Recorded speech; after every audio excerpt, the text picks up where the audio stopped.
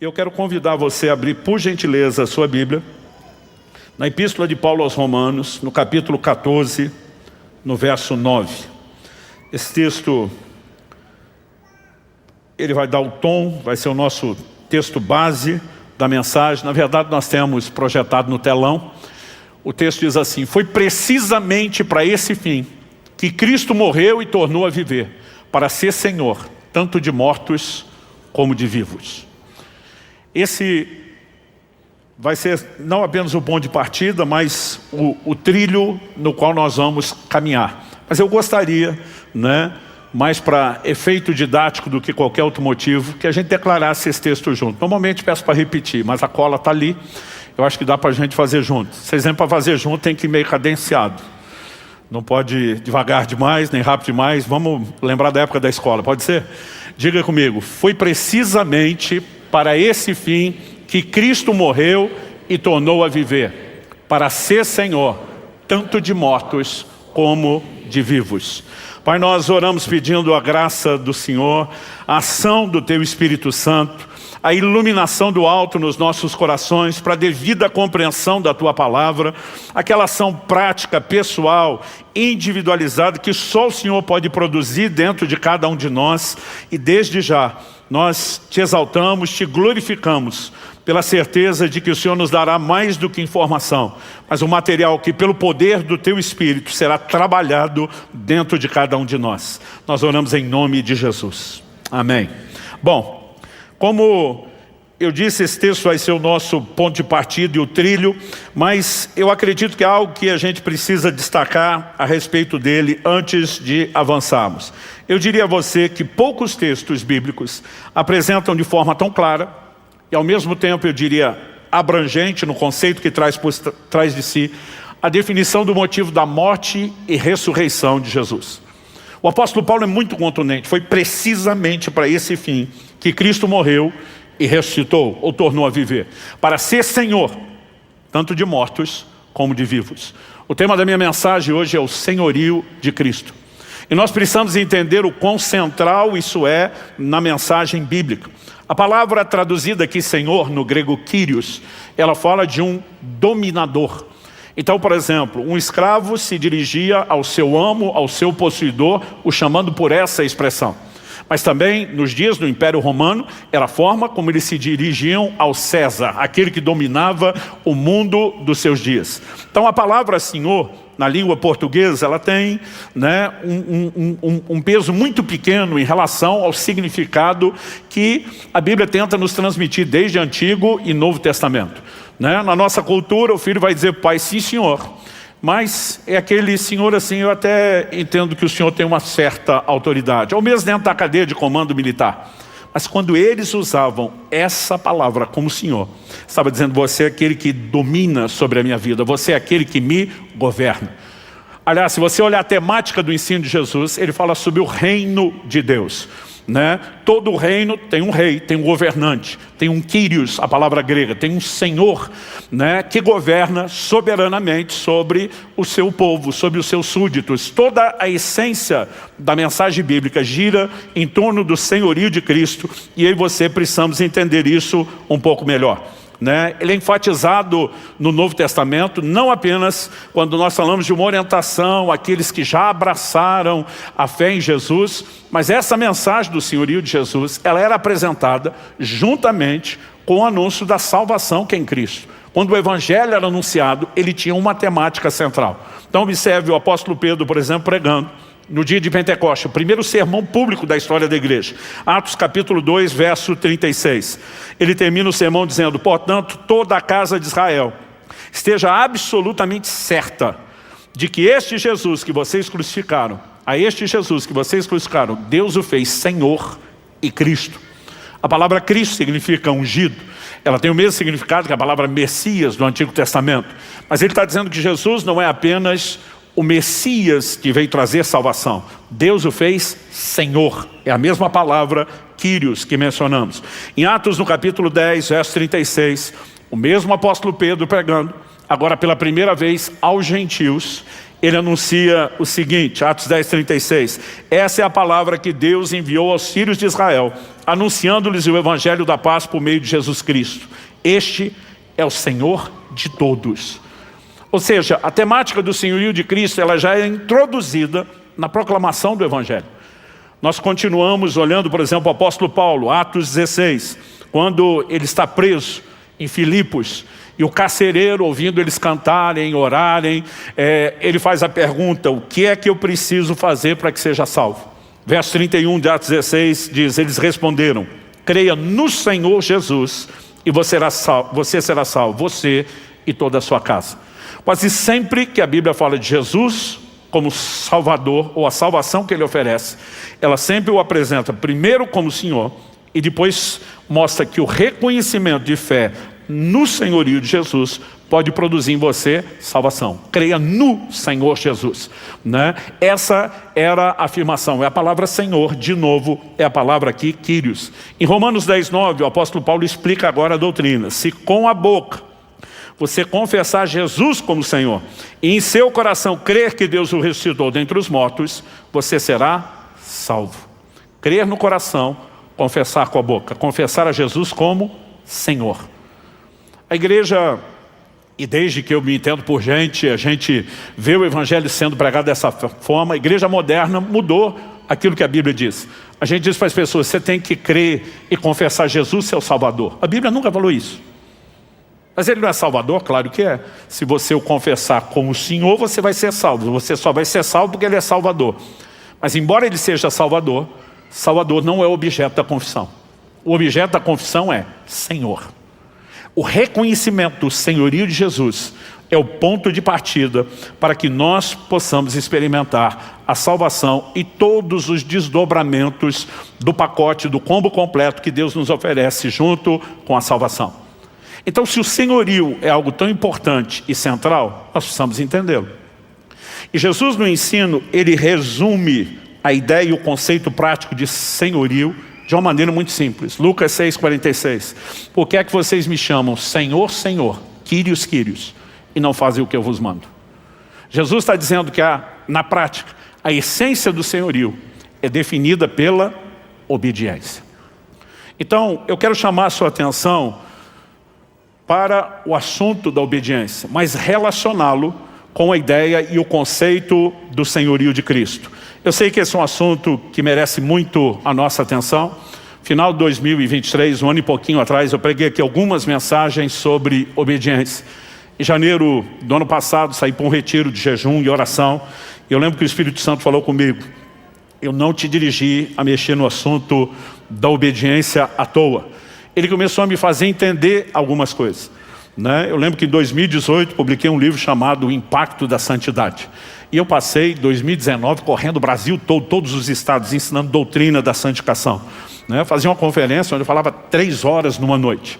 E a ideia era mostrar que santidade não é um assunto periférico na doutrina cristã, não é secundário. Quando você olha para o propósito da criação, Efésios 1:4, Ele nos elegeu nele antes da fundação do mundo para que fôssemos santos e irrepreensíveis diante dele. Então, nós começamos a trabalhar a temática da santidade. Qual é a essência prática da santidade? É você permanecer distante do pecado. E o que é o pecado? 1 João 3,4 diz que o pecado é a transgressão da lei, é desobediência. Então, basicamente, quando falávamos sobre santificação, estávamos falando sobre crescer no processo de obediência.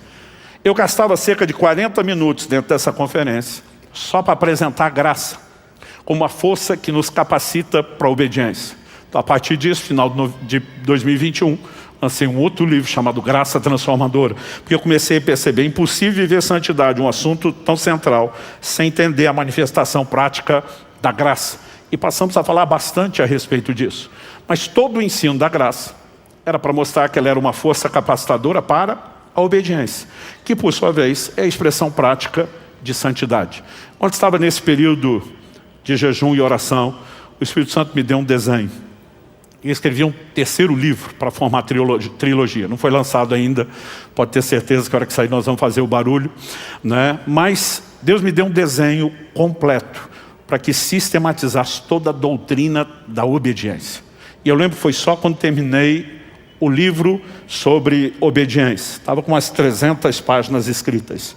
O Senhor começou a falar comigo: o próximo material que você vai trabalhar é o de senhorio, porque o senhorio também tem como essência a obediência. Todos esses assuntos estão profundamente relacionados, né? É impossível a gente abordar aqui de maneira rápida o que em 3 livros eu já ocupei mais ou menos umas 1000 páginas, né? 300 em 2 deles, 400 em outro. Mas o ponto que eu quero observar é que de vez em quando nós precisamos de um resumo geral da macrovisão, e de vez em quando nós precisamos pegando os muitos tópicos que formam a macrovisão e aí trabalhá-los de forma detalhada. Eu quero trazer uma visão do senhorio de Cristo, macrovisão, panorama bíblico, para que você entenda a importância da obediência na prática da vida cristã. Eu quero construir isso começando pelo problema, como tudo, né, começou lá no Jardim do Éden. O que é que Deus tinha planejado, como a maionese desandou, vamos falar assim, né, o problema, o que é que aconteceu. E a partir de entendermos isso, nós conseguimos compreender um pouco melhor qual a solução que Deus ofereceu.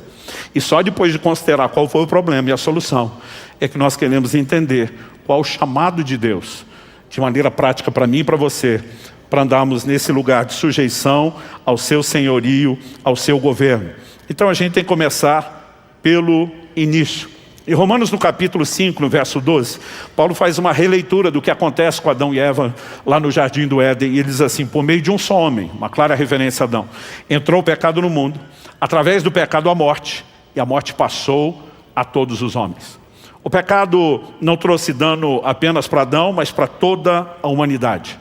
Quando a Bíblia fala de morte, ela não está falando de fim de existência.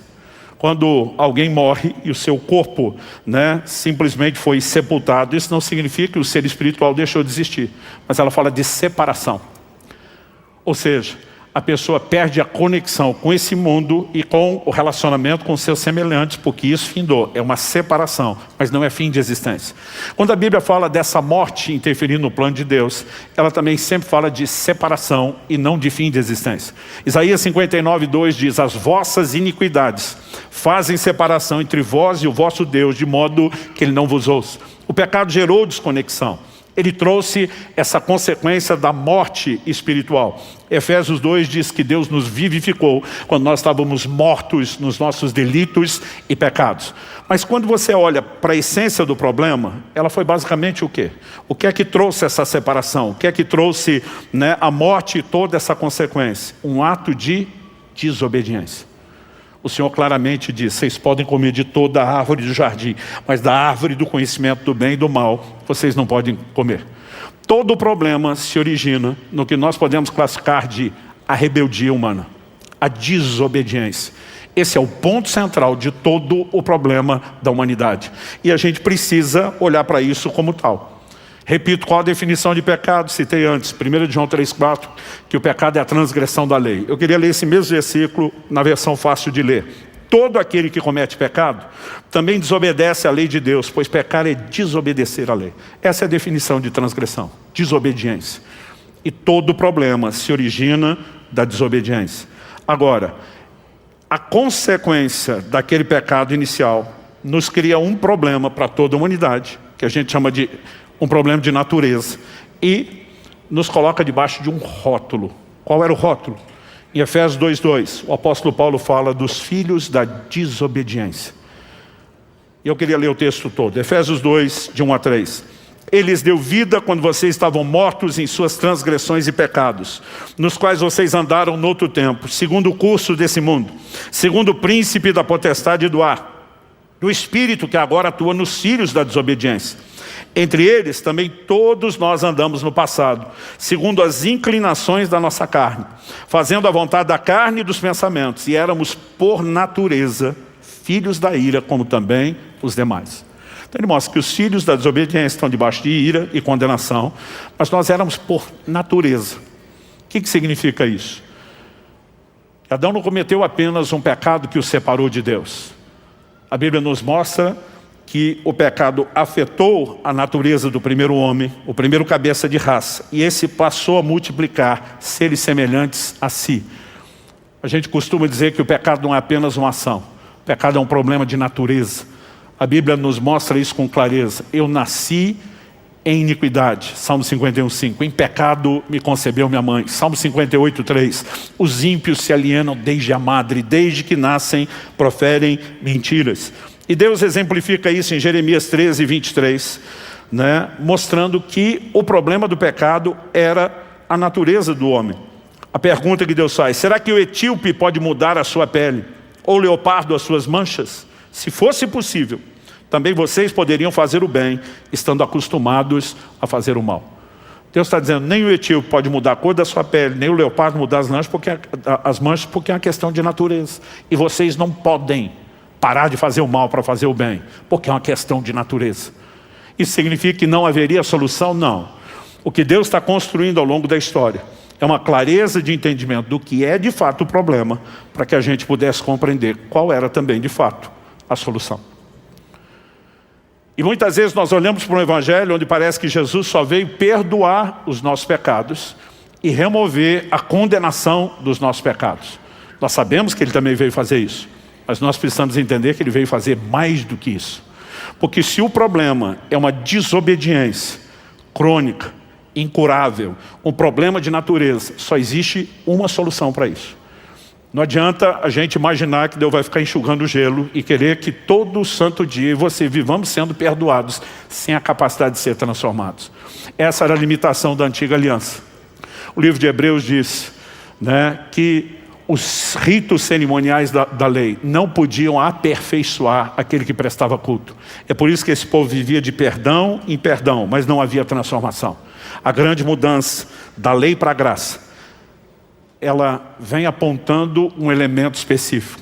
Romanos capítulo 6, verso 14 diz, o pecado não mais terá domínio sobre vós, porque não estáis mais debaixo da lei, e sim debaixo da graça. O que você precisamos entender é que a graça não veio nos libertar da lei, ela veio nos libertar do pecado, dessa natureza rebelde, dessa natureza desobediente. E nós precisamos compreender então qual é a solução. Se o problema é uma natureza rebelde, nós precisamos entender que a solução é a mudança de natureza para uma onde seja possível obedecer. Por que é que Jesus disse para Nicodemos, em João no capítulo 3, no verso 6? Se alguém não nascer de novo, não pode entrar no reino de Deus. Jesus está dizendo em outras palavras para Nicodemos, o problema da humanidade foi o nascimento, foi aí que deu ruim. Nós nascemos parecidos com o primeiro Adão e nos tornamos herdeiros dessa natureza. Agora tem que nascer outra vez, mas não do mesmo protótipo, não da mesma matriz reprodutora. Agora precisamos ser gerados de uma outra matriz reprodutora, de um outro protótipo, para receber uma nova natureza. 2 de Pedro 1,4 diz, a fim de que vos torneis participantes da natureza divina. O novo nascimento proporciona uma mudança de natureza. E nós precisamos entender que isso é a solução. Uma solução que não se limita a Deus apenas eu perdoo os pecados que você cometeu, eu removo a condenação do que você já cometeu, mas isso significa que aqui haverá um ambiente de empoderamento, de capacitação, para que a gente pare de pecar. E João no capítulo 8, no verso 11, nós vemos Jesus dizendo daquela mulher que foi apanhada em flagrante adultério. Jesus diz, onde estão os teus acusadores? Jesus diz, eu também não te condeno. Mas ele diz para ela, vá e não peques mais. E nós precisamos parar de pregar um evangelho que mutila a graça de Deus e apenas anuncia a primeira parte, não há mais condenação. Isso é verdade e Deus seja louvado por isso. Romanos capítulo 8, verso 1, nenhuma condenação mais há para aqueles que estão em Cristo Jesus. 2 Coríntios 5,17, se alguém está em Cristo, nova criatura é, as coisas velhas já passaram, eis que tudo se fez novo. Nós somos gratos a Deus por isso. Mas o que ele ofereceu é maior do que isso. Eu esperava pelo menos uma empolgação de alguns de vocês. Eu vou repetir, eu sei que você estava esperando eu pedir, então vamos lá. A remoção da condenação é algo extraordinário e nós somos gratos a Deus, mas o que ele tem para nós é maior do que isso. O evangelho é um evangelho de transformação e nós precisamos entender que a solução é exatamente essa. O Senhor veio nos oferecer uma nova natureza. Então eu quero chamar a sua atenção para entender a construção desde a antiga aliança. Na época da lei, Deus usa o profeta Jeremias para anunciar a chegada de uma nova aliança. Jeremias 31, 33. Deus diz, porque é essa aliança que farei com a casa de Israel depois daqueles dias, diz o Senhor. Na mente lhes imprimirei as minhas leis, e também no seu coração as inscreverei. Eu serei o Deus deles, e eles serão o meu povo. Deus diz nessa nova aliança, eu não apenas serei o Deus deles, eles serão o meu povo. O fato de que eles poderão ser chamados de meu povo é porque eu vou escrever no coração deles as minhas leis. Eu vou imprimi-las na mente de cada um. Deus está dizendo, aquilo que nunca pôde entrar no mais profundo do ser deles, a ponto de moldar e mudar na natureza. Deus diz, eu vou colocar do lado de dentro a capacidade de andar na minha lei em obediência à minha palavra. Nós precisamos entender que essa capacitação para a obediência é algo central no Evangelho. Então, se o problema, como destacamos em primeiro lugar, era a rebeldia humana, eu e você precisamos entender que a solução não é só perdão da rebeldia, mas ele está ligado à restauração da capacidade de obedecer.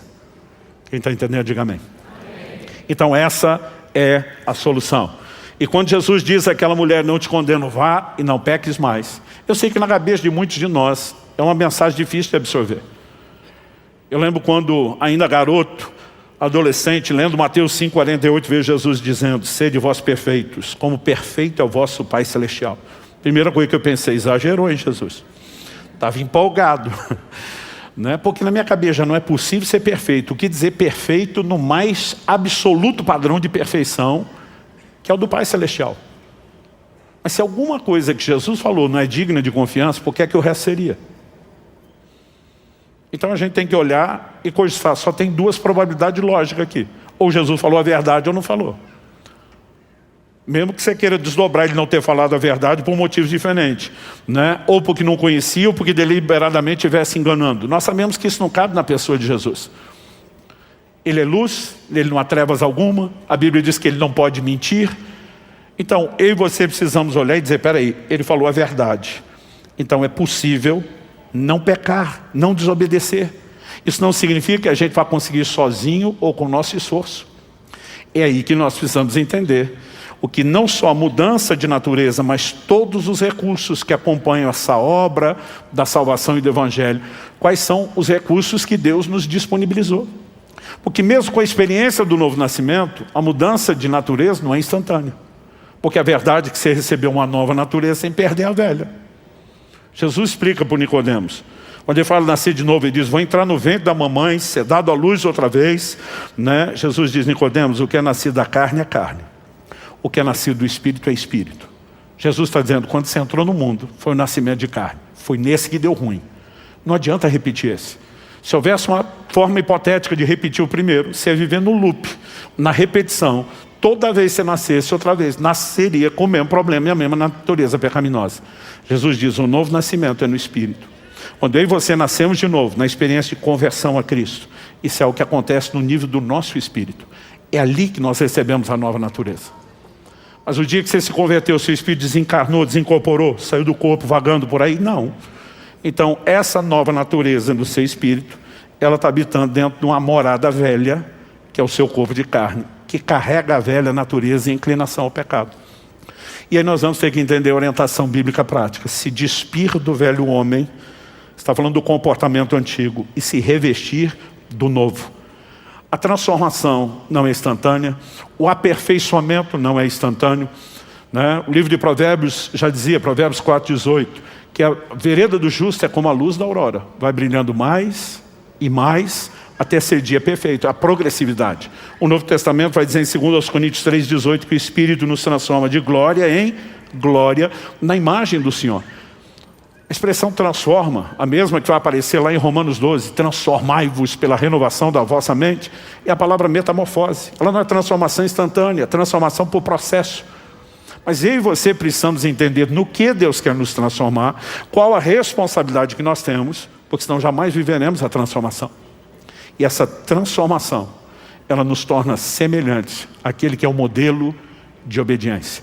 Né? Aliás, é interessante eu e você reconhecermos, né, que quando o Evangelho é pregado, toda a ênfase está ligada ao assunto da obediência. Romanos 15,18, Paulo diz assim, porque não ousarei falar sobre coisa alguma, a não ser sobre aquelas que Cristo fez por meio de mim, para conduzir os gentios à obediência, por palavras e por obras. Então, quando ele falava de pregar o evangelho, conduzir os gentios à obediência. Essas afirmações não estão aí na Escritura à toa. Aliás, nós podemos dizer que a obra de Cristo na minha e na sua vida mudou o rótulo que nós tínhamos. Filhos da desobediência era parte do passado.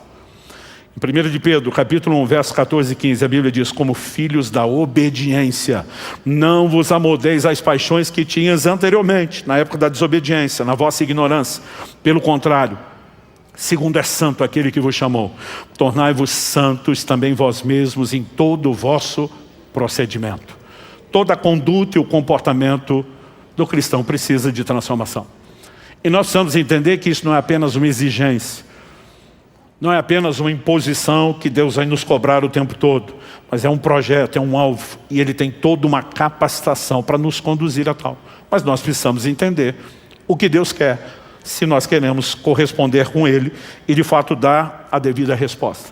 Não importa se a gente vai falar do primeiro tópico do problema, ou se nós vamos falar do segundo que estamos abordando agora, que é a solução.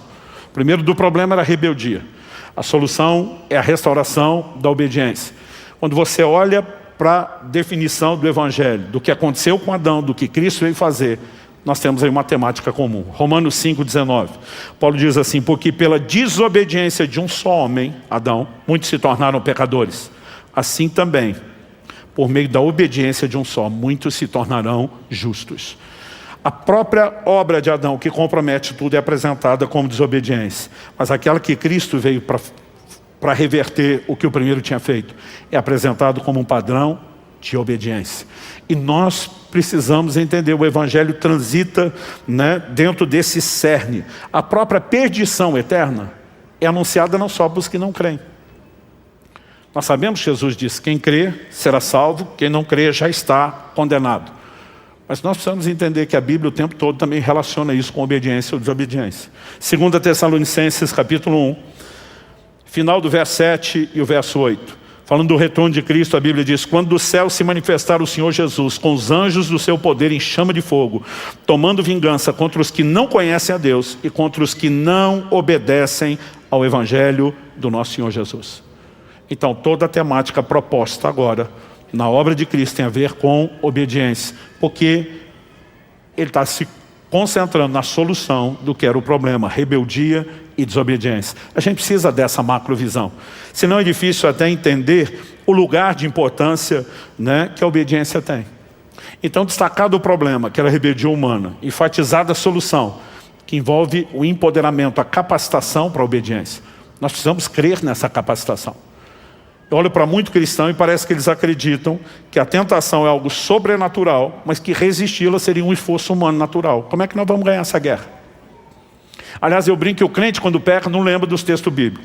Mas depois que peca e vai confessar, a verdade, muito crente não confessa, ele justifica. Eu brinco que o mesmo crente que não lembrou do texto bíblico na hora de pecar, ele vira teólogo depois que pecou. Outro dia um falou para mim: pastor, como diz a Escritura? E aí começa a citar Romanos 7 de cor: miserável homem que sou, quem me livrará do corpo dessa morte? O bem que eu quero, esse eu não faço, o mal que eu não quero, esse faço. Tipo assim, não tem jeito. Eu falei: filho, Romanos 8, versículo 2. Porque a lei do Espírito da vida em Cristo Jesus te libertou da lei do pecado e da morte. Nós precisamos olhar para a palavra de Deus de forma correta. Um dia perguntei para um que tinha me confessado uma bobagem que fez. Falei: como é que você conseguiu chegar a esse ponto? Ele falou: culpa do Satanás. Eu falei: tenta outra. Essa Eva já tentou. O Adão jogou a culpa em Deus, na mulher, a mulher jogou a culpa no cão. Eu falei: tenta outra que essa não corre. Não, pastor, está lá na Bíblia que o Satanás é tentador. Ele é o tentador, ele me tentou, a culpa é dele. Eu falei: 1 Coríntios 10:12 diz: o que está em pé, cuide para que não caia. Depois de chamar a gente a responsabilidade de ficar em pé para não cair. No versículo seguinte, o verso 13, Deus diz assim: não vos sobreveio tentação que não fosse humana. O texto diz que Deus é fiel, não permitirá que eu e você sejamos tentados além das nossas forças. E ainda afirma: pelo contrário, juntamente com a tentação proverá livramento. Então o que é que eu e você precisamos entender? Se a Bíblia está dizendo que não vos sobreveio tentação que não fosse humana, a tentação é humana. Ela é natural, ela não é sobre-humana, não é sobrenatural. Mas o cara insistia: mas Satanás é o tentador. Eu falei: criatura, para. Satanás está do lado de fora. A tentação está do lado de dentro. Ele olhou para mim e falou, como assim? Eu falei, Tiago 1,14. Cada um de vós é tentado quando atraído, enganado pelo próprio desejo. Eu falei, a sua concupiscência, seu desejo que te trola. Não, mas Satanás é tentador. Eu falei, vamos lá, o tentador está do lado de fora, a tentação está do lado de dentro. O tentador é sobrenatural, porque ele é um ser espiritual, mas a tentação é um desejo natural. O tentador externo, do lado de fora, sobrenatural, não pode enfiar a goela abaixo dentro de você, é um desejo que você não tem. O máximo que ele pode fazer do lado de fora é botar o cardápio debaixo do seu nariz e provocar e estimular o seu desejo. Então, o tentador é sobrenatural, a tentação não é. E se a gente não reconhecer isso, gente, nós não vamos longe. Porque se a tentação é sobrenatural e eu tenho que vencê-la no meu esforço natural, deu ruim. Você já deu um perdido antes de começar, consciente ou inconscientemente. Agora, o que é sobrenatural nessa história? Não é, nunca foi, nunca será a tentação. Deus está dizendo, não sobreveio tentação não fosse humana. Deus está dizendo, isso é natural. Então, o que é sobrenatural? O livramento. Deus proverá livramento. A única coisa sobrenatural é a capacitação para vencer a tentação. Há uma graça, há uma força capacitadora que nos empodera na nova aliança a vencer a tentação, a vencer a inclinação, a desobediência e não pecarmos. Quantos são gratos a Deus por isso? Então nós precisamos entender que a proposta do Evangelho não é só ficar perdoando pecados que não podem parar de ser repetidos. É nos levar a um lugar onde haja aperfeiçoamento, onde haja transformação, onde haja essa capacitação e empoderamento à obediência. Essa é a solução. Dito isso, vamos para o terceiro e último lugar. A obediência é o cerne, o centro, a essência da prática da vida cristã. Você pode repetir isso comigo? Diga, a obediência é o cerne da vida cristã.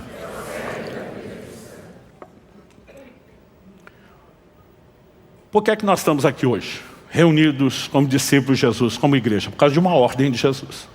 Então lá na grande comissão, registrada em Mateus 28, 19 e 20, nós vemos Jesus declarando, portanto vão, façam discípulos de todas as nações, batizando-os em nome do Pai, do Filho e do Espírito Santo.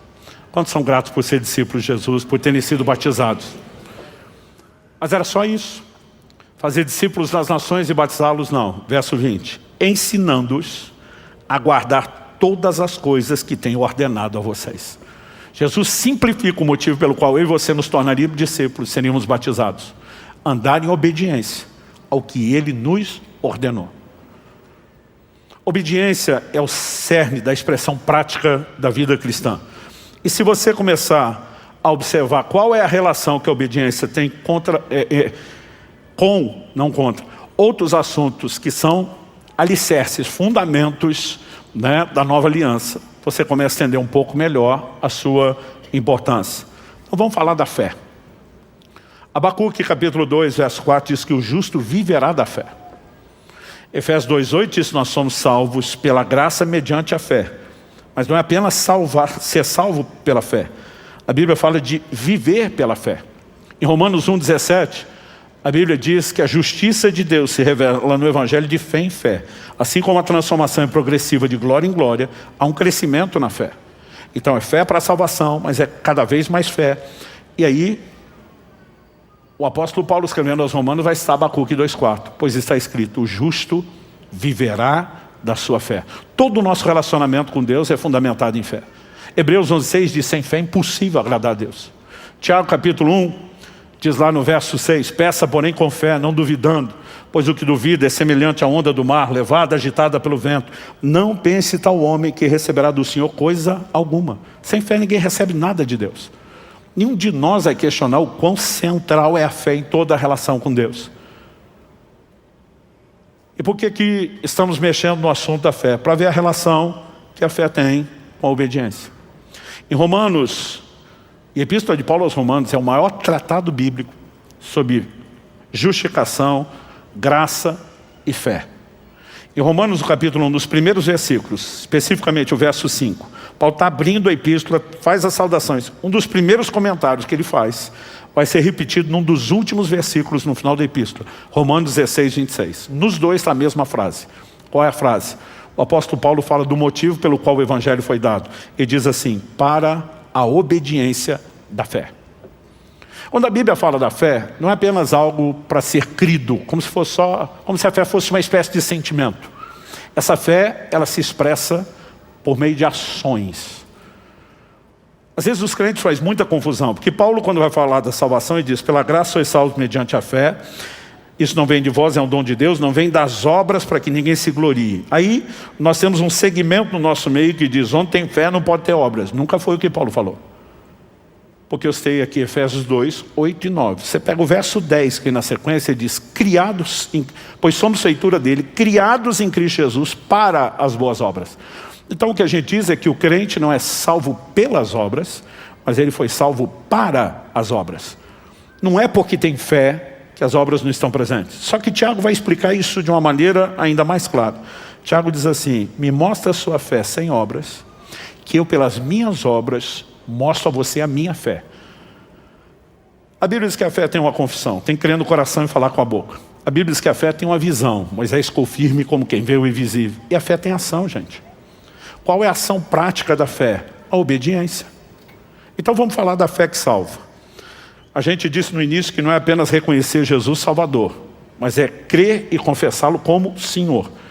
Senhor significa que Ele é o governante, Ele é o rei, e Ele governa soberanamente sobre mim como súdito. Aí eu declaro que eu creio nisso a ponto de ser salvo, mas eu não obedeço o meu Senhor no dia a dia.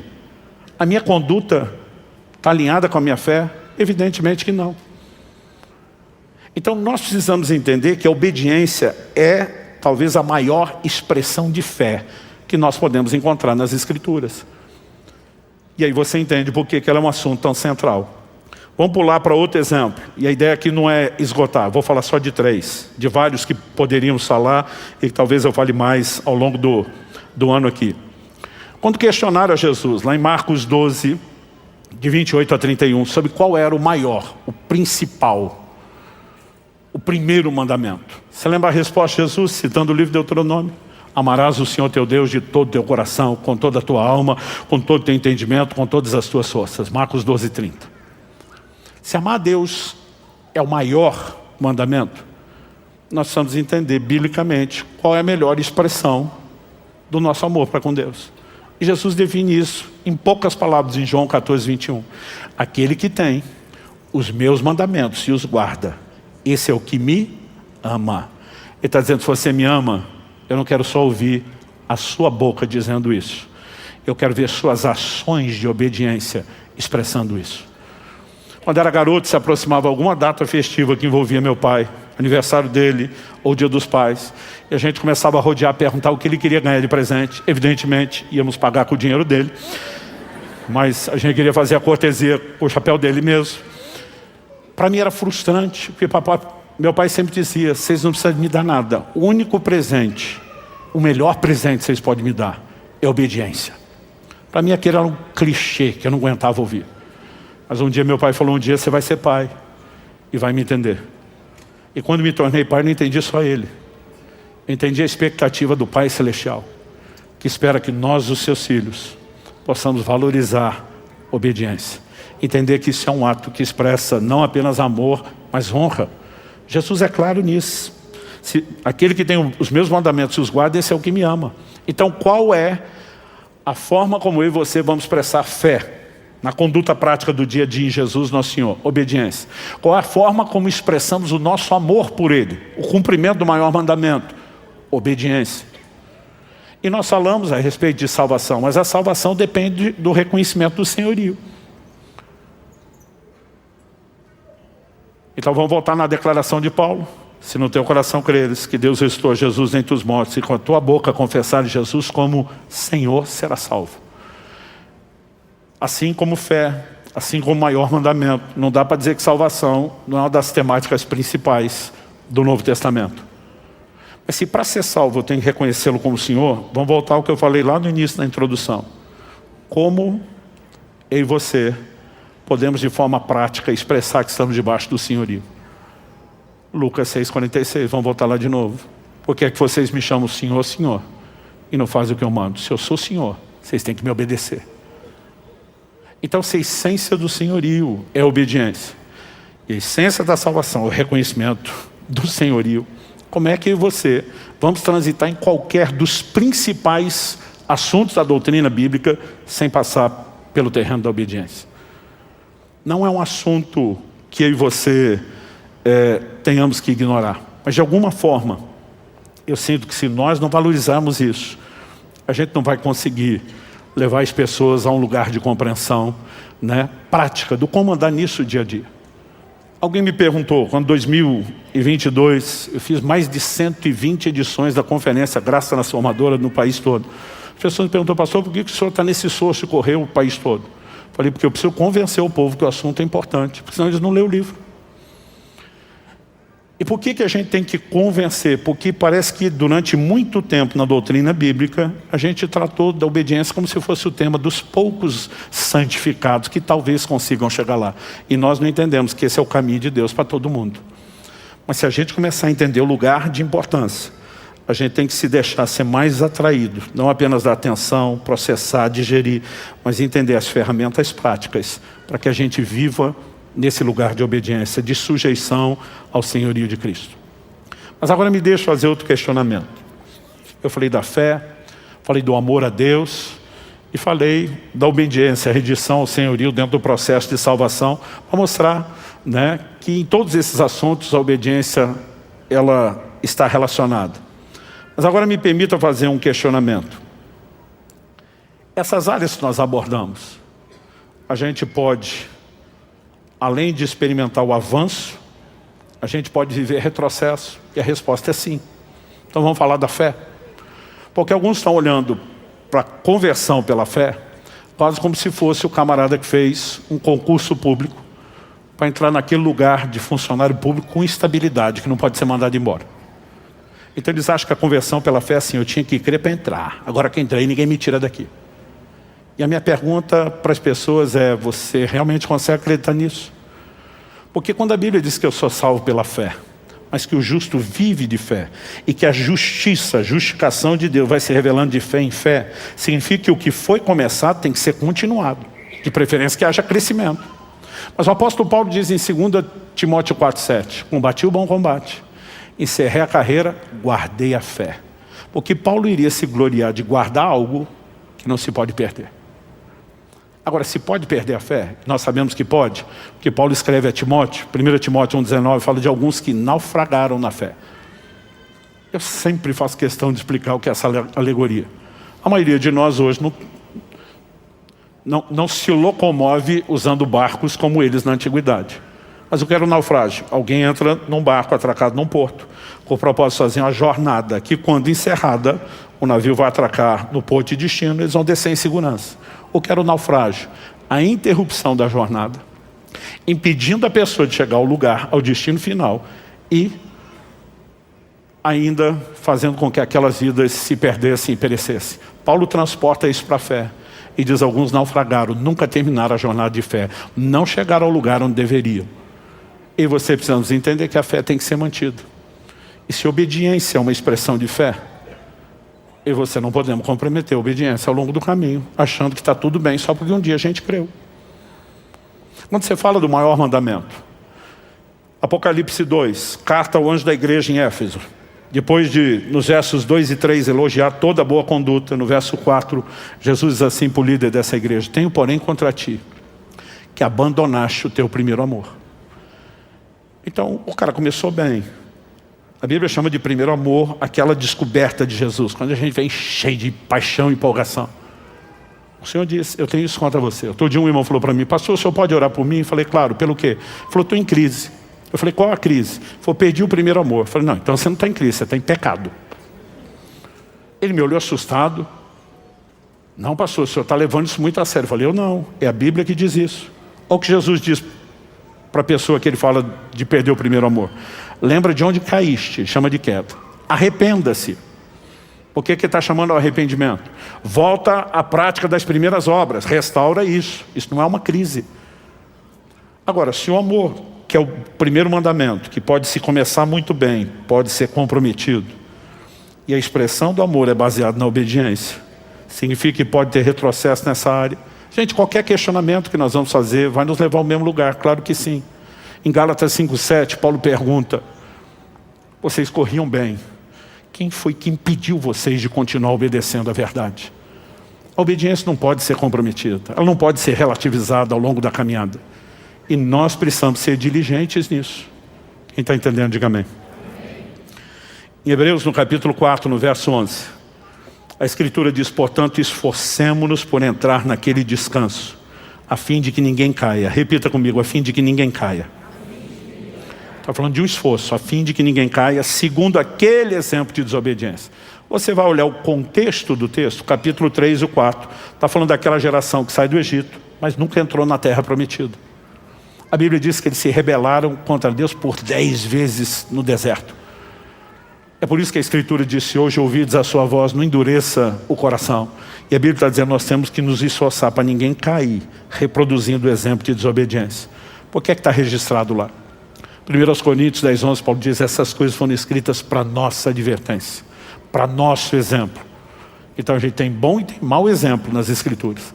Tem exemplo a ser imitado e tem exemplo a ser evitado.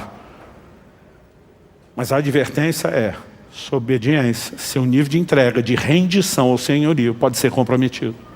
Então se eu sou salvo pela fé, mas começo crendo e paro de crer, como é que eu garanto a continuidade da salvação? Se o que Deus espera de mim como primário é amá-lo e eu posso retroceder nisso e a forma de expressar amor é a obediência, no final das contas você percebe que tudo está relacionado a uma única temática. A obediência, ela é central nas Escrituras. E aí você, precisamos não apenas entender como crescer na obediência. A Bíblia diz no livro de Hebreus que o Senhor Jesus foi aperfeiçoado e aprendeu a obediência pelas coisas que sofreu. Comentei há não muito tempo atrás aqui de uma conversa que um dia tive com meu pai. Falei, mas Jesus era perfeito, ele nunca pecou.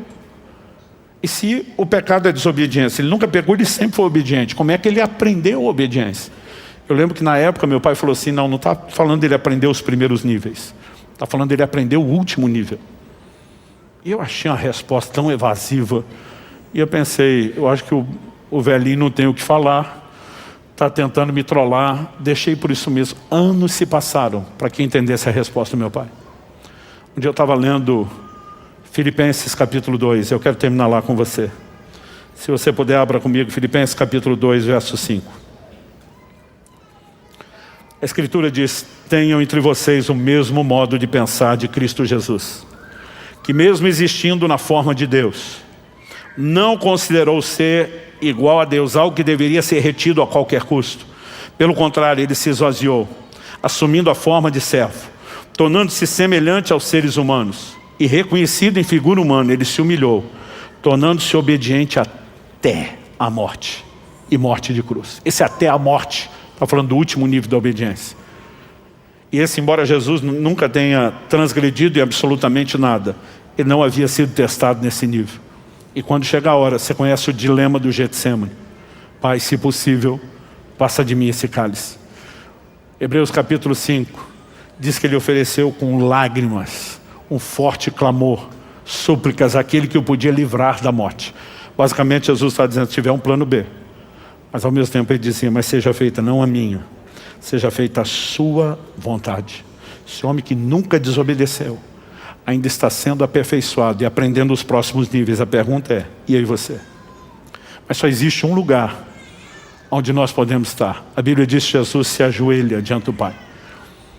Eu honestamente não concordo com as igrejas que pregam que você só pode orar de joelhos. Eu fico imaginando que não foi o jeito que Jonas orou dentro do peixe, não foi o jeito que aquele ladrão da cruz orou. Nós temos vários exemplos de gente que orou sentado de joelhos. Mas nós somos de um extremo a simplesmente combater que não tem que ser só de joelho, para quase nunca orar de joelhos. E nós temos vários exemplos bíblicos. Paulo diz, por essa causa me coloco de joelhos diante do Pai. A Bíblia diz que Jesus ajoelhou-se. Isso fala do quê? De rendição. Os antigos, quando um Quírios, um senhor, o governante passava, eles simplesmente inclinavam seus joelhos, reconhecendo que ele é que tinha autoridade. Quando Jesus dobra os seus joelhos, está dizendo ao Pai Celestial, a vontade tem que prevalecer a sua, não a minha. Eu estou aqui abrindo meu coração. Eu estou falando dos meus sentimentos, da minha dor, mas o que eu mais quero é me sujeitar à sua vontade. Agora a Bíblia diz que porque agiu dessa forma, olha o que a Bíblia diz, verso 9 de Filipenses 2, vou ler do 9 ao 11. Por isso, também Deus o exaltou sobremaneira, e lhe deu o nome que está acima de todo nome, para que ao nome de Jesus se dobre todo o joelho, nos céus, na terra e debaixo da terra, e toda língua confesse que Jesus Cristo é Senhor, para a glória de Deus Pai. Deixa-me te dizer como é que tudo termina. O Evangelho era anunciado falando que Deus fez de Jesus Senhor e Cristo, que Ele é o Senhor de todos. Para esse fim Cristo morreu e ressuscitou, lemos no início, para ser Senhor tanto de mortos como de vivos. A verdade é que haverá um dia do desfecho de todas as coisas, onde a Bíblia diz, todo joelho há de se dobrar diante dele, reconhecendo, você é Senhor Kyrios, você é o governante absoluto. A Bíblia diz onde isso vai acontecer, o joelho de toda criatura, nos céus, anjos, na terra, homens. Mas a Bíblia diz debaixo da terra, até mesmo demônios, um dia vão se curvar diante dele, dizendo só Jesus é Kyrios.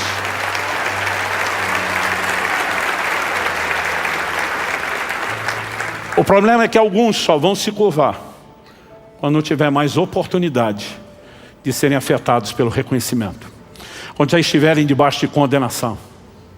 Honestamente, espero que os meus e os seus joelhos estejam se dobrando, não só desde já aqui na terra, mas que a gente esteja na turma dos que nos céus vão se curvar diante dele. Porque debaixo da terra não é o plano de Deus para nenhum de nós. O problema é que os que deixarem para reconhecer o senhorio só depois, não poderão ser afetados mais pelo reconhecimento. Hoje, o reconhecimento de rendição voluntária, aquele que é Senhor, é uma volta ao plano original de Deus, que cria o homem para andar em obediência. Deus não tem nenhuma necessidade da nossa obediência. Mas sem obediência existe separação.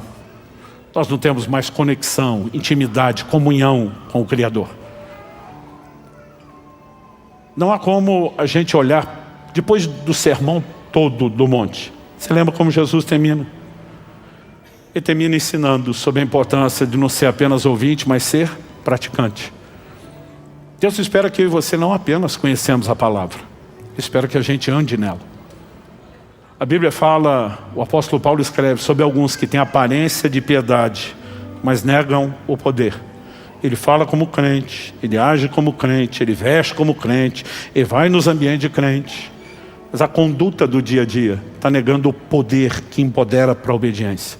Porque de alguma forma, às vezes nós estamos querendo viver o ambiente, mas nós estamos negando a essência. Ter Jesus como Senhor é mais do que ter uma confissão. Nós precisamos demonstrar isso a cada atitude. Evitando o pecado. Onde existe algum tipo de pecado cometido, e o pecado deveria ser uma surpresa e não planejamento, e você precisamos ter atitudes imediatas de arrependimento, de humilhação, de conserto, onde a gente volta a se sujeitar ao senhorio de Jesus. Senhorio de Jesus é o tema central, essa é a razão pela qual ele veio. E aí você acreditar que ele morreu e ressuscitou só para perdoar pecados, mas não deixá-lo ser Senhor da nossa vida, não poderia estar mais incompleto ou mais distante da verdade. Eu não vim te apontar o dedo, nem jogar pedra em você. Honestamente, eu fico pensando que essas são verdades que eu queria ter entendido com mais clareza desde o início da caminhada. Eu queria ter sido exposto a esse tipo de ensino e de compreensão mais rápido. Porque isso nos permite, ao entender o que Deus quer, saber exatamente o que é que nós precisamos para corresponder com Ele, para estar dentro daquilo que Ele tem para nós. Então, eu gostaria que nós pudéssemos encerrar tendo um tempo de oração.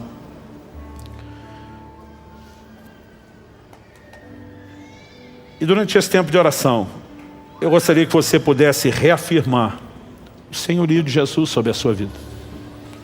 Talvez você esteja nesse lugar pela primeira vez ou nos acompanhando pela transmissão e você ainda não fez de Jesus o seu Senhor. Eu não estou falando de ser simpatizante dele. Eu não estou falando apenas de acreditar que ele existe. A fé que salva, ela reconhece o que ele fez. Ele veio restaurar o problema da rebelião, nos levando de volta a um lugar de obediência. E o primeiro passo que nós precisamos dar é a rendição ao governo dele, dizendo: eu me submeto, eu te reconheço, Quírios, Senhor da minha vida.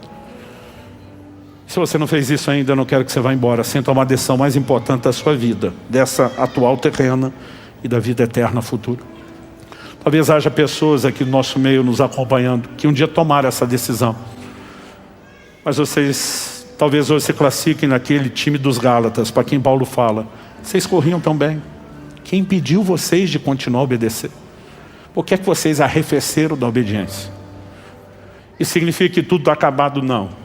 Significa que o Deus que te ama profundamente está te chamando de volta, dizendo: vamos retomar a corrida, vamos recomeçar. Você pode voltar a esse lugar. E talvez você precise hoje de uma reconciliação formal com Ele, de um recomeço, mais uma vez. Mas eu creio que todos nós precisamos nos expor a uma ação e um toque de Deus. Muitas vezes nós acreditamos que o ambiente de oração é apenas o lugar onde buscamos em Deus que Ele atenda a nossas necessidades. E nós precisamos compreender que a oração vai muito, muito além disso. Nós precisamos aprender a praticar esse ambiente de rendição, do qual Jesus nos deu exemplo. Seja feita não a minha, mas a sua vontade. Momentos onde você sente sua carne está sendo atraída para fazer aquilo que desagrada a Deus. E você vai para o lugar da oração: não me deixe cair em tentação, livra-me do mal. Senhor, eu não quero agradar a minha própria natureza carnal, eu quero agradar o Senhor. Estou buscando recursos.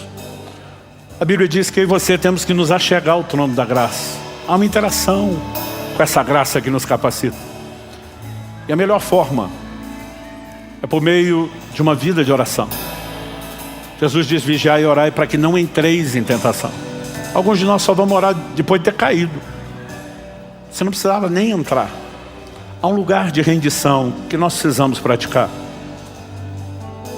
Deus me fez lembrar de um episódio muito curioso. Quando meu filho estava na transição da pré-adolescência para a adolescência, eu vim ensinando muito a ele a importância de fazer escolhas. Eu dizia: filho, você é livre para fazer suas escolhas, ou você acaba se tornando escravo das consequências. Ou você tem que ponderar muito. E eu comecei a incentivá-lo cada vez mais. Eu colocava diante dele situações de escolha para que ele se exercitasse, se treinasse. E eu falei: olha, se você tomar essa decisão, provavelmente pode acontecer isso, isso, isso de bom, mas pode ter isso, isso, isso, que não é tão bom. Mas se você tomar essa outra decisão, certamente essa parte boa vai acontecer, mas é muito provável, porque aqui também você tem isso que na de lá você não teria. E eu falei para ele: e aí? O que é que você vai escolher? Eu lembro até hoje, ele olhou para mim e falou: pai, o que o senhor quer que eu queira? Eu falei: não, eu quero que você faça suas escolhas. Ele falou: pai, eu já entendi que o senhor está me treinando a escolher, que o senhor me deu liberdade. Mas ele olha para mim e fala: o senhor é mais vivido que eu, é mais experiente que eu. O senhor enxerga mais do que o o senhor já está me mostrando. O senhor quer o melhor para mim. Seria estúpido não procurar entender o que é que o senhor gostaria que eu escolhesse. Ele falou: eu não estou tentando anular a minha vontade. Eu estou entendendo o motivo pelo qual o Senhor me deu escolha. O Senhor me ama. Mas o mesmo motivo é aquele que me faz vir a você e dizer: me ajude a escolher. E de alguma forma, essa conversa com ele mudou minha vida de oração. Porque várias vezes eu ia diante de Deus e eu sei que o Senhor me deu livre-arbítrio. Mas o que é que o Senhor quer que eu queira? Porque o Senhor nunca estabeleceu nenhuma restrição para me cercear, apenas para me proteger. Eu quero ser dirigido pelo Senhor.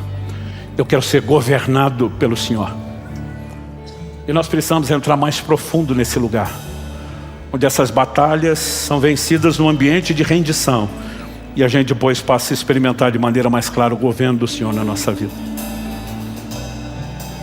Você recebe essa palavra em nome de Jesus? Vamos ficar em pé. Antes de terminar, eu vou pedir, por favor, não saia correndo.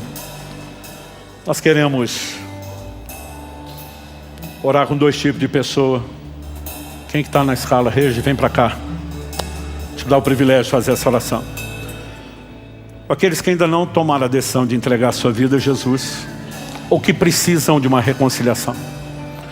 Talvez você diga, pastor, não é que eu não decidi, mas parece que pela primeira vez caiu a ficha. A sensação que eu tenho é que eu nem sabia direito no que eu estava crendo. E hoje, eu já fiz isso antes, mas meu coração está apertado para reconhecer publicamente o senhorio de Jesus. Eu quero que você escute seu coração. A Bíblia disse, hoje ouvi de sua voz, não endureça o coração. Às vezes a gente não entende, mas parece que tem algo lá dentro dizendo que você precisa disso. Mas para aqueles de vocês que querem, pela primeira vez, entregar a vida a Jesus, ou estabelecer um ato de reconciliação depois de ter se afastado, ou mero e simplesmente vou abrir uma terceira possibilidade, reafirmar o senhorio de Jesus, talvez de uma forma como você não fez e não entendeu antes. Nós queremos terminar abrindo essa oportunidade, mas a gente não quer orar com você aí onde você está. Nós esperamos de você um posicionamento, porque essa foi a instrução do nosso Senhor, o Quírios, aquele que é o governante. E diz, todo aquele que me confessar diante dos homens, eu também o confessarei diante do meu Pai e dos anjos que estão nos céus. Mas ele diz, quem me negar diante dos homens, eu também o negarei diante do meu Pai e dos anjos que estão nos céus. Então a gente entende que isso se resolve publicamente. Mas para você, principalmente se é um visitante, não se sentir constrangido, eu quero que você saiba que essa audiência não está aqui julgando você. Eles estão torcendo por você. A Bíblia diz que há festa nos céus quando um pecador se arrepende. Jesus mandou a gente orar que a vontade de Deus seja feita aqui na terra como é feito no céu, então ele queria que tivesse festa. Então, esse é um momento do culto que nós mais esperamos. E quando aqueles de vocês vão tomar essa decisão, a tomam, não se assuste com o barulho que nós fazemos festa. Nós celebramos. Então você não está no ambiente onde será julgado, será apoiado. Mas é muito importante que você manifeste publicamente a sua fé. Então, dito isso, eu quero perguntar aos que precisam entregar a vida a Jesus a primeira vez, ou que precisam de uma reconciliação. Quantos nessa manhã querem tomar essa decisão? Levante bem alto sua mão, mais alto que você puder. Eu vou pedir que mais do que levantar a sua mão, eu vou pedir que você saia do seu lugar, venha aqui na frente, pertinho da gente.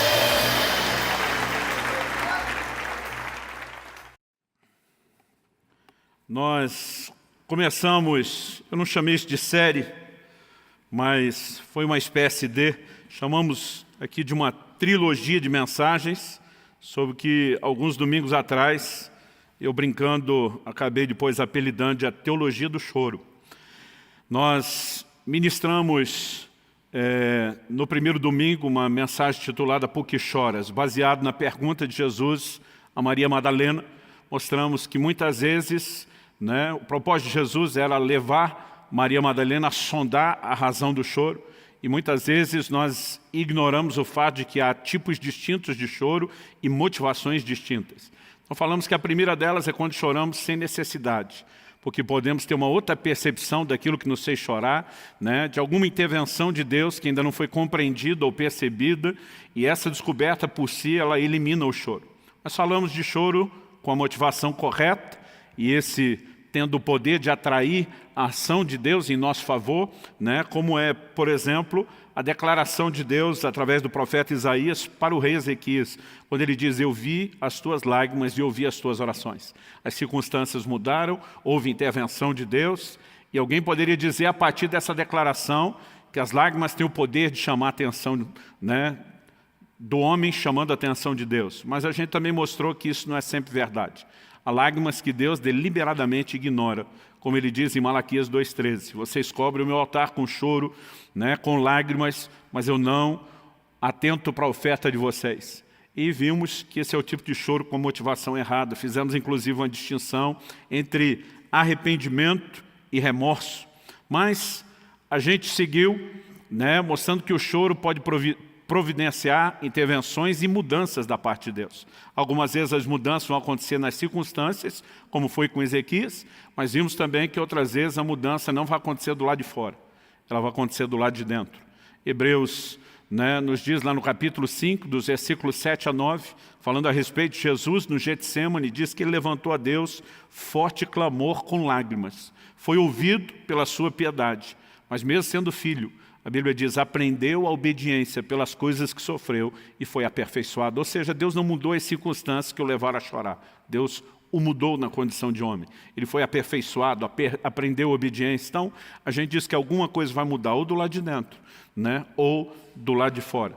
Na semana passada, trabalhamos a ideia das lágrimas no odre, como diz o salmista, e vimos que Deus tem um processo de transformar tristeza em alegria. Essa mudança, né, não acontece apenas porque Deus mudou uma circunstância ruim em favorável. A gente viu que essa mudança pode acontecer a despeito das circunstâncias. E hoje eu quero, inclusive, fortalecer um pouquinho mais essa ideia. Mas a gente também viu que o choro tem tempo de duração, né? É legítimo chorar. O choro, né, não é só fisiológico, emocional, mera válvula de escape. Ele relaciona de alguma forma, mesmo com esse ambiente da vida espiritual, da vida com Deus, mas procuramos entender o que significa o choro pode durar uma noite, mas a alegria vem pela manhã. E eu quero terminar hoje, né, falando a respeito, não de esquecer aquilo que nos fez chorar, mas da capacidade de virar a página, de seguir adiante. E o tema da minha mensagem hoje é capacidade de superação. Então eu quero que você abra, por favor, a sua Bíblia, no primeiro livro de Crônicas, no capítulo 7, e nós vamos ler dos versículos 20 até o 27. O texto sagrado diz assim: o filho de Efraim foi Sutela, de quem foi filho Bered, de quem foi filho Taate, de quem foi filho Eleada, de quem foi filho Taate, de quem foi filho Zabade, de quem foi filho Sutela, e ainda Ezer e Eleade, mortos pelos homens de Gate, naturais da terra, pois eles foram roubar o gado destes. Efraim, seu pai, chorou por eles muitos dias, e os irmãos dele foram consolá-lo. Depois teve relações com a sua mulher. Ela ficou grávida e teve um filho, a quem ele chamou Berias, por causa da desgraça que sua família havia sofrido. 24. Sua filha foi Será, que edificou Bet-Horon de baixo e Bet-Horon de cima, bem como Zen Será. O filho de Berias foi Refa, de quem foi filho Rezef, de quem foi filho Tela, de quem foi filho Taã, de quem foi filho Ladã, de quem foi filho Amiúde, de quem foi filho Elisama, de quem foi filho Num, de quem foi filho Josué. Eu quero tomar esse pedaço de uma genealogia registrada aqui em 1 Crônicas, capítulo 7, como o nosso ponto de partida. Honestamente, quero admitir que quando criança, na leitura bíblica corrida, quando começava em Gênesis, eu ia bem até Êxodo 25. Quando começava a construção do tabernáculo, eu não conseguia entender nada daquilo e daqueles detalhes, né? Principalmente porque, além de criança e com pouco conhecimento, a gente ainda lia aquelas versões da Bíblia cheio de palavras e termos complicados e difíceis. Então eu pulava os últimos 15 capítulos do livro de Êxodo, até o 40, eu não lia mais nada daquilo. Mas eu já aproveitava o esforço do salto e pulava o livro de Levítico inteiro, porque eu também achava muito complicado tentar entender toda aquela dinâmica do funcionamento, né, do sacerdócio do Velho Testamento. E no embalo do pulo, eu ainda atropelava os primeiros capítulos de Números, porque são genealogias. Eu não sei você, eu nunca fui empolgado para ficar lendo genealogia na Bíblia. Às vezes a sensação que eu tinha era que era melhor ler uma lista telefônica. Pelo menos os nomes seriam mais atuais, né? No entanto, há algumas coisas que com o tempo você aprende. Romanos 15:4 diz que tudo quanto foi escrito, para nosso ensino foi escrito, até mesmo as genealogias. É por meio delas, por exemplo, que nós descobrimos que na genealogia de nosso Senhor Jesus foram incluídas mulheres que, se não fosse a graça de Deus, não estariam lá, né? Pessoas que nem eram parte do povo de Israel ou da linhagem. Não estou falando apenas da história delas e de como, né, elas foram incluídas lá a despeito de práticas pecaminosas, mas elas nem estariam lá. E através desses registros, nossa mente começa a entender, inclusive, verdades importantes do reino de Deus, né? Como continuidade geracional. As coisas não começam comigo e com você, não começam na gente e não terminam conosco. O que Deus está fazendo nessa terra é muito maior do que eu e você, ou do que a nossa existência aqui na terra. Muitas vezes nós temos a mania de pensar como se o mundo girasse em torno de nós. E essas coisas nos lembram que todo mundo que nasce, uma hora morre. Nós não estamos aqui para sempre, né? E temos que sempre pensar além desse momento ou da efemeridade da vida, como você queira chamar. Mas o ponto, além de reconhecer que tudo foi escrito para nosso ensino é que foi escrito, é que em 1 Coríntios 10:11, Paulo diz: essas coisas que aconteciam a Israel foram registradas com um propósito. Não apenas para que a gente tivesse informação da história, mas a Bíblia diz que foram registradas para advertência nossa, para nosso exemplo de quem são chegados os fins dos tempos. Quando você olha para o ensino de Jesus, muitas vezes ele fazia alusão a episódios do Velho Testamento, na história, né, de homens de Deus que já andaram por esse mundo, e ele tirava aplicações muito práticas. Às vezes, né, sem que a gente conseguisse, não fosse a aplicação que ele fez, ter enxergado aquelas verdades. Por exemplo, quando Jesus se refere tanto, né, a Elias, dizendo: olha, tinham muitas viúvas em Israel nos dias do profeta Elias, mas a nenhuma delas foi ele enviado, a não ser uma de fora dos termos de Israel. Jesus conclui: porque um profeta não tem honra na sua pátria. Ele diz: haviam muitos leprosos nos dias de Eliseu, né? Mas a nenhum deles foi ele enviado, a não ser a Naamã, o general Ciro, também fora dos termos da nação. E Jesus começa a aplicar mais uma vez aquilo que poderia servir só como acidente, se a gente mencionar só Elias. E agora ele começa a documentar com testemunhas, nas entrelinhas das histórias, princípios estão sendo sempre revelados. Olhamos para Jesus, para os apóstolos, e a recorrência aos episódios da vida, né, dessas pessoas ou dos relatos do Velho Testamento é frequente. Por quê? Porque há lições que podem ser tiradas. Então, estabelecido aqui, né, o reconhecimento da importância dessas histórias, e no meio dessa genealogia nós temos um registro pequeno, resumido, da história de Efraim. Efraim era filho de José, né? José, filho de Jacó, que era filho de Isaac, que era filho de Abraão, o patriarca, o pai da fé. Efraim nasceu no Egito. José teve 2 filhos no Egito, né? Manassés e Efraim. E ele ali nasceu, ali cresceu. Então essa história acontece no tempo em que a nação de Israel, né, ou os filhos de Israel, vamos chamar assim, né, mudaram-se de Canaã para o Egito, ali se estabeleceram na terra de Gósen, e Efraim ali nascido, ali criado, ali crescido, agora tem os seus filhos. Então a palavra de Deus nos mostra que a nação de Israel ficou 430 anos no Egito. Nós não sabemos exatamente quanto tempo isso aconteceu após a descida deles para lá.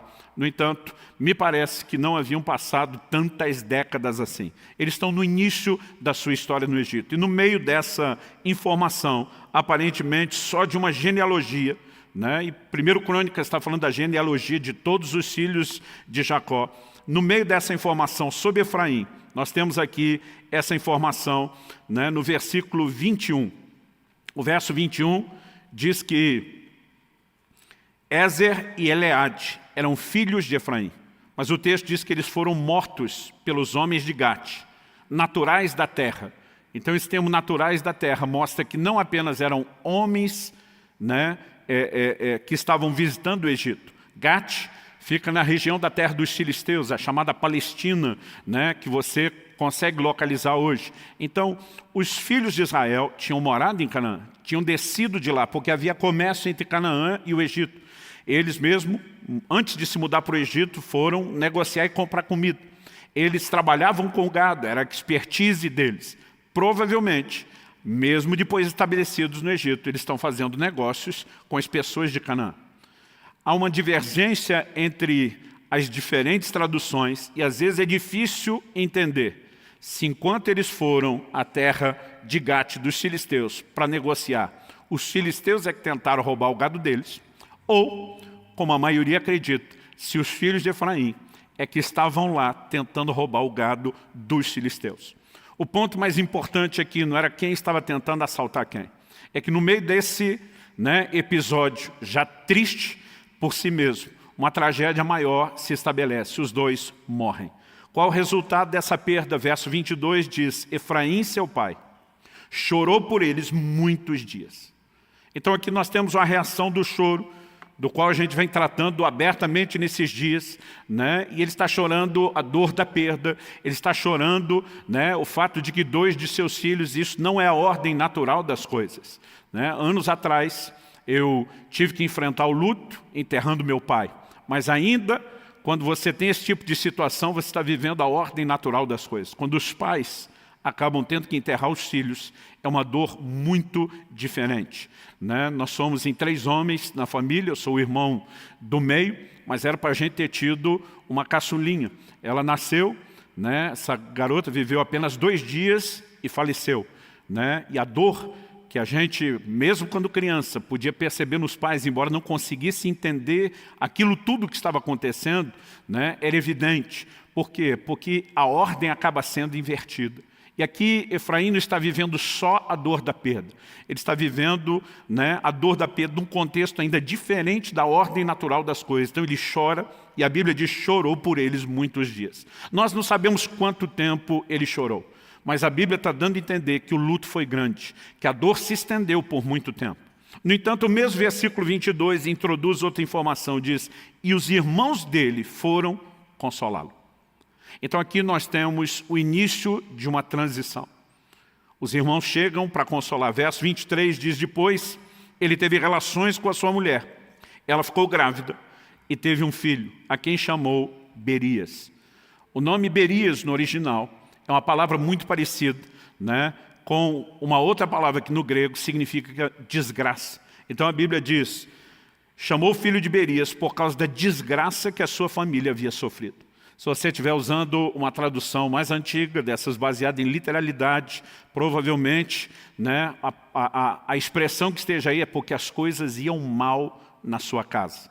Algumas que trabalham, né, a soma de literalidade ou, às vezes, equivalência, tentam, em vez de só traduzir o sentido, né, fazer esse jogo de palavras que tem a ver com a palavra desgraça. Havia uma desgraça acontecendo. Seus irmãos vieram consolá-lo, né? Ele já havia chorado muito tempo. Ele decide se levantar, se reerguer, ter um posicionamento, que eu quero trabalhar aqui como uma ideia de superação. E por conta dessa atitude de Efraim, algo tem um desdobramento depois de muitas gerações. A razão pela qual eu continuei lendo essa genealogia até o versículo 27 é porque ela termina dizendo de quem foi filho Num, de quem foi filho Josué. Esse Josué é nada mais, nada menos do que o grande líder que sucederia Moisés, né? Não apenas conduzindo a nação de Israel, mas levando-os a entrar na terra prometida, a terra de Canaã. Eu quero tomar essa história como um todo para trabalhar algumas verdades que eu acredito que a gente precisa entender e compreender. A primeira delas, quando falamos de vida cristã e não só da história em si, eu e você precisamos entender que não há nenhuma garantia, em primeiro lugar, de que nós, nessa vida mesmo, nos relacionando com Deus, não teremos problema. E a outra verdade que você precisamos entender, que ela está bem ligada, é que a nossa alegria não precisa e não deveria ser circunstancial.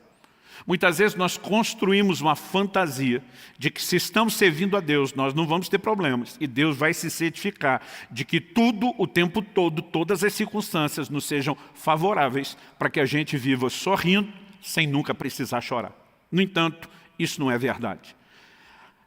E antes de construir só a ideia do problema que essa família passa, né? Eles particularmente enfrentaram a dor da perda de 2 filhos, né? Efraim chora por isso. Mas, quando a gente olha para as Escrituras, a gente pode e deve reconhecer, né, que não há garantia nenhuma de não enfrentarmos problemas, pelo contrário. Mesmo na casa de homens de Deus, de servos de Deus, a gente percebe que a dor, a tragédia, os problemas, muitas vezes se manifestam e se instalam. Quando a gente fala da própria linhagem de Jacó, ele teve problemas com seu irmão, precisou fugir de casa, fica 20 anos ausente. Quando volta agora com seus filhos, no caminho de volta em Siquém, Diná, sua única filha, ela é violentada lá em Siquém, né? Nós temos episódios ao longo da história que envolvem muita dor. José, seu filho, é vendido pelos próprios irmãos, né? O fato é ocultado do pai durante anos, que vive o luto da perda sem sonhar que o filho tivesse vivo. Então, eles passavam por circunstâncias e a palavra de Deus faz questão de registrar isso tudo de forma honesta para que eu e você saibamos o que aconteceu. Quando você olha para a vida de Davi, está certo que o registro bíblico também mostra que Davi não foi, né, aquela Brastemp quando você fala em termos de paternidade, mas ele teve filhos, né, cometendo incesto, né, irmão matando irmão dentro da família. Muitas vezes a tragédia se manifestou. A gente pode olhar para alguns casos e dizer isso não precisaria ter acontecido dessa forma, mas há outros que eu e você simplesmente não temos resposta e é melhor não tentar inventá-las. Mas a verdade é que quando a gente põe de lado essa fantasia, né, de que não há garantias de que